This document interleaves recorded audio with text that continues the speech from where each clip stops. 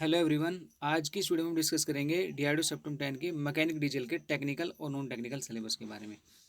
तो जैसे कि आप सभी जानते हैं कि जो मैकेनिक डीजल का जो ड्यूरेशन होता है ITI में वो 1 ईयर का ड्यूरेशन होता है, लेकिन जो इसका सिलेबस है वो काफ़ी अच्छा सिलेबस है और पढ़ने लायक सिलेबस है। तो आइए सबसे पहले इसके टेक्निकल सिलेबस के बारे में डिस्कस करते हैं।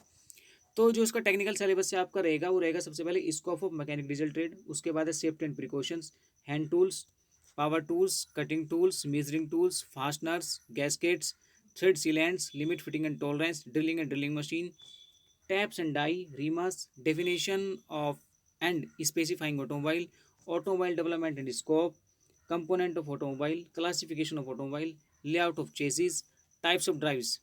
तो जो टाइप्स ऑफ ड्राइव्स में आपका रहेगा front wheel, rear wheel, front wheel left hand and right hands, engine. अब इंजन से आपका रहेगा सबसे पहले क्लासिफिकेशन, उसके components, valve train, engine testing रहेगी, लुब्रिकेशन एंड कूलिंग, असेंबली। अब जिसमें सबसे मोस्ट इंपॉर्टेंट चीज़ है वो है स्पेशल डीजल इंजन। ठीक है, तो डीजल इंजन से आपका fuel feed system, diesel fuel feed system components, उसके बाद है ट्रांसमिशन सिस्टम। ट्रांसमिशन सिस्टम से आपका रहेगा clutch, gear box, propeller shaft, rear axle. उसके बाद है आपका मेरीन एंड स्टेशनरी इंजन है, इमिशन कंट्रोल है, चार्जिंग सिस्टम है, ट्रबल शूटिंग यानी केसेस एंड रेमेडीज, यानी कि इंजन में जो भी प्रॉब्लम्स होती है वे किन कारणों से होती है, उनको कैसे दूर किया जाता है, तो उनके बारे में आपको स्टडी करके चलना है। उसके बाद है sheet metals, welding, heat treatment, तो इनका आपको बेसिक पढ़ना है। उसके बाद है non destructive test regarding automobile industry, hydraulic and pneumatic से रहेगा आपका पंप एंड कंप्रेशर। उसके बाद है बेसिक इलेक्ट्रिसिटी एंड इलेक्ट्रॉनिक्स। तो ये जो टॉपिक्स हैं यानी कि sheet metal, welding, heat treatment, non destructive test regarding the automobile industry, hydraulic and pneumatic, pump and compression, basic electricity and electronics, तो इसका आपको बेसिक पढ़ के चलना है। बाकी ऊपर जितना सिलेबस आपको हमने आपके साथ डिस्कस किया वो सारा का सारा सिलेबस मैकेनिक डीजल के लिए काफ़ी इंपॉर्टेंट है और आपको इसको बहुत ही अच्छे से स्टडी करके चलना है। तो चलिए, ये तो था इसका टेक्निकल सिलेबस। अब बात कर लेते हैं इसके नॉन टेक्निकल सिलेबस के बारे में। तो नॉन टेक्निकल सिलेबस से आपका सबसे पहले इंग्लिश के बारे में बात करते हैं। इंग्लिश से आपका आर्टिकल रहेगा, प्रीपोजिशन, कंजैक्शन, सिनोनिम्स, एंटोनिम्स, टेंस। उसके बाद है मॉडल्स, सब्जेक्ट वर्ब एग्रीमेंट। उसके बाद है active passive voice, direct indirect. देखिए, जो हम एक्टिव पैसिव वॉइस और डायरेक्ट इनडायरेक्ट जो हम जनरली सेंटेंस की चेंज करके देखते हैं, जैसे past present indefinite, past indefinite, इसके अलावा आपको मॉडल्स की चेंज करके देखनी है। दियर, दियर वाले सेंटेंस, इट वाले सेंटेंस, इनको भी चेंज करके देखना है क्योंकि ये भी काफ़ी इंपॉर्टेंट्स होते हैं एग्जाम के दृष्टिगत। तो उसके बाद है ईडियम एंड फ्राजेज है, वन वर्ड सब्स्टिट्यूशन है, fill in the blanks with appropriate words है। तो जो fill in the blanks with appropriate words वाला ये जो टॉपिक है, इसके लिए आपको आपकी वोकेबुलरी स्ट्रॉन्ग होनी चाहिए। और वोकेबुलरी कब स्ट्रॉन्ग होगी? जब आप रीडिंग करोगे और अपनी वर्ड मीनिंग पे कमांड बनाओगे, यानी कि सिनोनिम और एंटोनिम्स उसके साथ साथ पढ़ोगे। उसके बाद है रीडिंग सेंटेंस एंड पैराग्राफ, उसके बाद स्पेलिंग टेस्ट, उसके बाद है कॉम्प्रिहेंशन। देखिए, कॉम्प्रिहेंशन ITI के रिगार्डिंग उतना इंपॉर्टेंट नहीं है जितना डिप्लोमा के रिगार्डिंग है, तो आप चाहे तो कॉम्प्रिहेंशन को छोड़ भी सकते हैं, नहीं तो आप एक या दो कॉम्प्रिहेंशन या चार या पांच कॉम्प्रिहेंशन की आप प्रैक्टिस कर लीजिए, वो सफिशिएंट है। उसके बाद बात करते हैं मैथमेटिक्स के बारे में। तो मैथमेटिक्स से आपका नंबर सिस्टम रहेगा, simplification, percentage, profit and loss, average and ratio, SI and CI, work and time, time and distance, LCM and HCF, trigonometric formula and ratio, algebraic formula and factor, quadratic equation, area of plane figure, mensuration, age problem, mixture and alligators, partnership, probability. तो था mathematics का syllabus. अब बात करते हैं reasoning syllabus की। देखिए, reasoning syllabus को हमने दो पार्ट्स में डिवाइड किया है, पहला वर्बल पार्ट, दूसरा नॉन वर्बल पार्ट। तो सबसे पहले डिस्कस करते हैं वर्बल पार्ट के सिलेबस के बारे में। तो वर्बल पार्ट से आपका रहेगा coding and decoding, analogy test, classification, English alphabet test. उसके बाद है सीरीज अल्फान्यूमेरिक।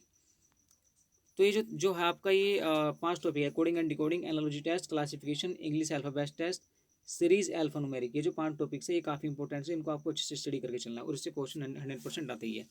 उसके बाद sitting arrangement, order sitting arrangement है। उसके बाद है ऑर्डर एंड रैंकिंग है, डायरेक्शन टेस्ट है, ब्लड रिलेशनशिप है। ये भी टॉपिक्स आपके काफ़ी इंपॉर्टेंट है, इनको भी आपको अच्छे से स्टडी करके चलना है। उसके बाद जो आपका पजल टेस्ट है, मैथमेटिकल रीजनिंग है, मिसिंग करेक्टर है, कैलेंडर एंड क्लॉक है एंड डिस्क है। तो ये इनका बेसिक बेसिक स्टडी कर लेना, इतना डीपली इनको स्टडी करने की आवश्यकता नहीं है। उसके बाद जो टॉपिक्स है वो आपका syllogism, Venn diagram, statement and assumption, statement and argument, statement and conclusion. ये भी आपके टॉपिक काफ़ी इंपॉर्टेंट है और इनको भी आपको अच्छे से स्टडी करके चलना है। अब बात करता है कि नॉन वर्बल पार्ट के बारे में। तो नॉन वर्बल पार्ट से आपका रहेगा सीरीज, एनालॉजी, क्लासिफिकेशन और आपका रहेगा mirror and water image, completion of figure. अब बात करते हैं जनरल अवेयरनेस की। तो जनरल अवेयरनेस के बारे में सबसे पहले बात करते हैं इसमें करंट अफेयर्स के बारे में।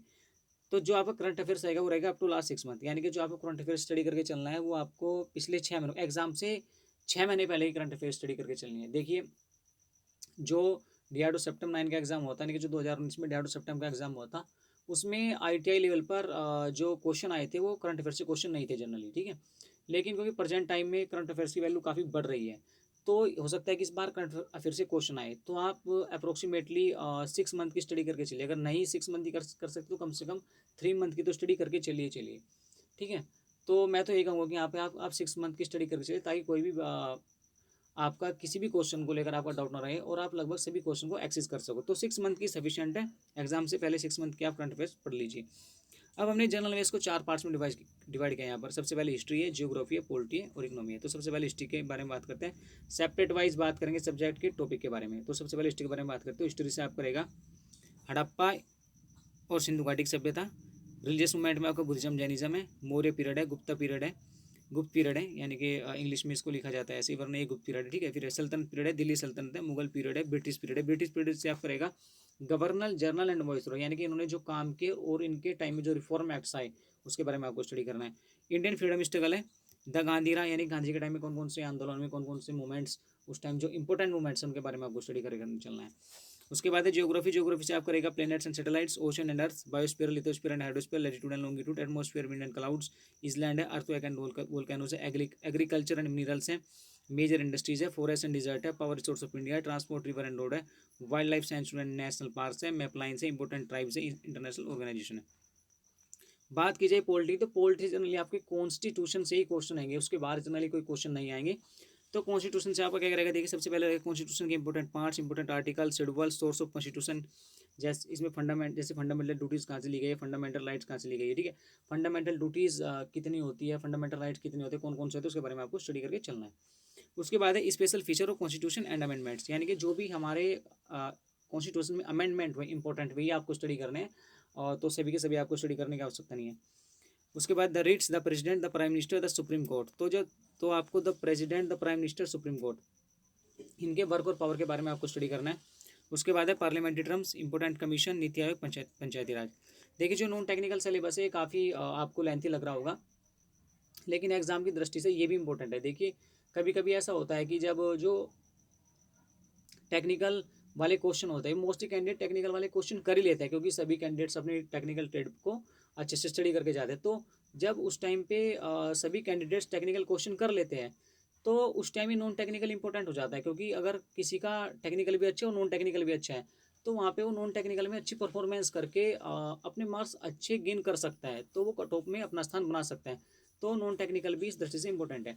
लेकिन इसका मतलब ये नहीं कि आप 100% नॉन टेक्निकल सिलेबस पर ही फोकस करने लग जाओ। आपको दोनों को ही बैलेंस करके चलना है, नॉन टेक्निकल और टेक्निकल दोनों ही सिलेबस पे आपको अच्छे से फोकस करके चलना है, इसको बैलेंस करके चलना है, ताकि आप दोनों में ही अच्छे से स्टडी करके एक अच्छा रिवीजन करके जब एग्जाम में जाओ तो वहाँ पे आप क्वेश्चन को अच्छे से एक्सेस कर सको।